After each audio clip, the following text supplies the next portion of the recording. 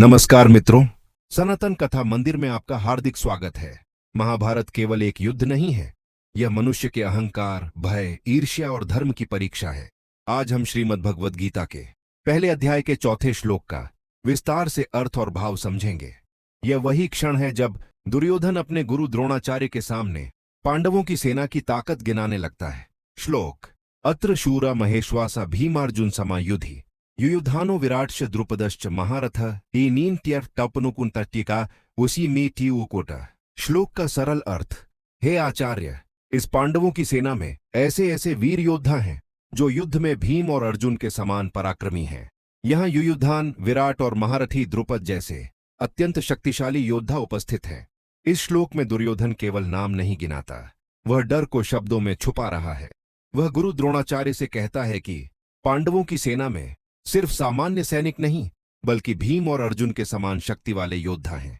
ध्यान देने वाली बात यह है कि दुर्योधन पहले अपने योद्धाओं की प्रशंसा नहीं करता, बल्कि शत्रु की ताकत बताकर अपने मन का भय प्रकट करता है। यह मानव स्वभाव है। जब भीतर डर होता है तो हम दूसरों की शक्ति पर ज्यादा ध्यान देते हैं। दुर्योधन जिन योद्धाओं का नाम लेता है, युयुधान, सात्यकी, विराट और द्रुपद, ये सभी धर्म के पक्ष में खड़े योद्धा हैं। इनकी विशेषता यह है कि इन्होंने पांडवों का साथ किसी लालच या मजबूरी में नहीं, बल्कि धर्म के कारण चुना। ये श्लोक हमें सिखाता है कि जब धर्म आपके साथ होता है तो अनेक शक्तियां स्वयं आपके समर्थन में आ जाती हैं। संख्या से अधिक महत्व होता है नियत, नीति और निष्ठा का।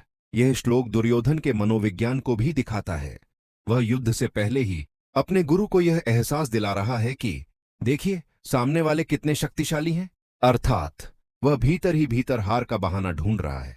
गीता हमें सिखाती है कि जो व्यक्ति पहले ही मन से हार मान लेता है, वह युद्ध शुरू होने से पहले ही पराजित हो जाता है।